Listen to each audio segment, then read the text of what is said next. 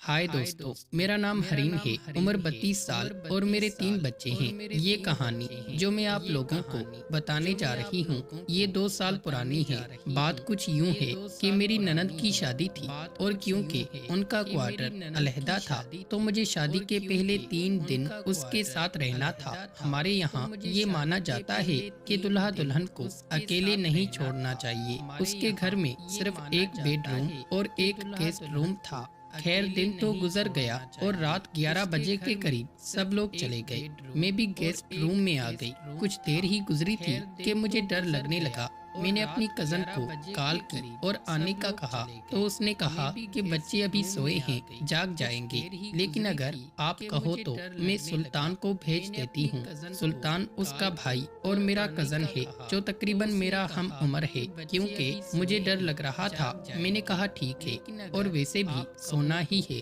सुल्तान ने पहुंचकर कॉल की तो मैंने गेस्ट रूम का बाहर वाला दरवाजा खोला और सुल्तान अंदर दाखिल हो गया। कुछ देर हम बातें करते रहे और तकरीबन 12 बजे सुल्तान ने लाइट ऑफ करके कहा कि अब सो जाओ, और खुद मोबाइल में मसरूफ हो गया। कुछ देर मैं उसे देखती रही। मैंने दुपट्टा उतार कर साइड में रखा और करवट लेकर सोने लगी, और ना जाने कब मेरी आंख लग गई। अभी मैं कच्ची नींद में थी कि मैंने अपने जिस्म पर किसी का हाथ महसूस किया। मैं समझ गई कि सुल्तान बदतमीजी कर रहा है। मुझे बहुत गुस्सा आया और मैंने फौरन करवट बदली। अब मैं बिल्कुल सीधी लेट गई।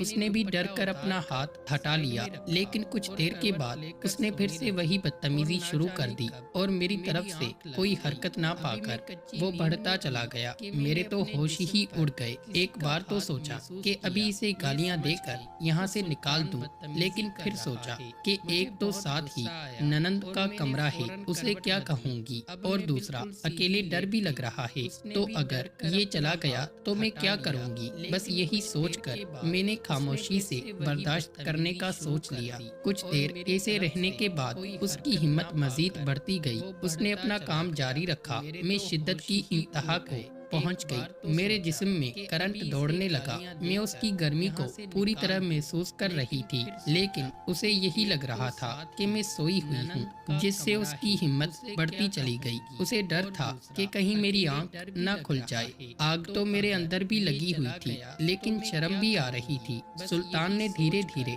मेरी एक टांग को हरकत देकर जगह बनाना चाही, लेकिन ज्यादा कामयाब ना हो सका, और अब तो मेरी नीयत भी बिगड़ने लगी थी और मैं भी अब पूरा लुत्फ लेने के लिए बेचैन थी। मैंने हल्की हल्की सी सिसकारी ली और उसका हाथ पकड़ लिया। वो एकदम डर गया। मैंने कहा, ये क्या कर रहे हो? तो उसने कहा, शोर नहीं करना, वरना तुम्हारी ननंद को हम पर शक हो जाएगा, और कहा कि उठना नहीं, मैं कुछ बताता हूँ। उसने मोबाइल की लाइट ऑन की और मेरे जिस्म पर रोशनी डालते हुए बोला कि मैं सब कुछ देख चुका हूँ, इसलिए अब कुछ कहना बेकार है। थोड़ी सी बनावटी जिद करने के बाद मैं भी उसका साथ देने लगी। मैंने कहा, बस थक गए? तो उसने कहा कि अभी तो एक ट्रैप और लगाना है। मैंने कहा, पागल ना बनो, अभी 2 रातें और भी हैं। लेकिन वो कहाँ रह सकता था। हम दोनों इतने थक गए थे कि सुबह जब मेरी ननद ने दरवाजा खटखटाया तो हमारी आंख खुली और हम उसी हालत में थे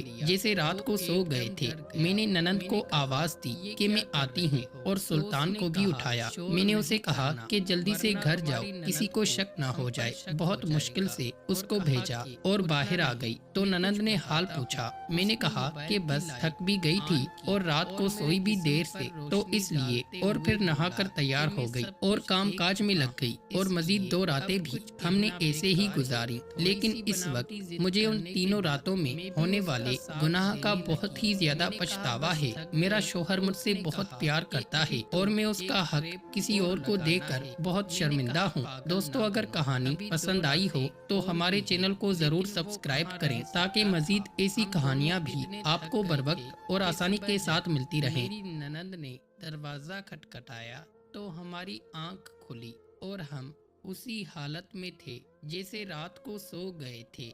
मैंने ननद को आवाज दी कि मैं आती हूँ, और सुल्तान को भी उठाया। मैंने उसे कहा कि जल्दी से घर जाओ, किसी को शक ना हो जाए। बहुत मुश्किल से उसको भेजा और बाहर आ गई तो ननद ने हाल पूछा। मैंने कहा कि बस थक भी गई थी और रात को सोई भी देर से, تو اس لیے اور پھر نہا کر تیار ہو گئی اور کام کاج میں لگ گئی، اور مزید 2 راتیں بھی ہم نے ایسے ہی گزاری۔ لیکن اس وقت مجھے ان تینوں راتوں میں ہونے والے گناہ کا بہت ہی زیادہ پچھتاوا ہے۔ میرا شوہر مجھ سے بہت پیار کرتا ہے اور میں اس کا حق کسی اور کو دے کر بہت شرمندہ ہوں۔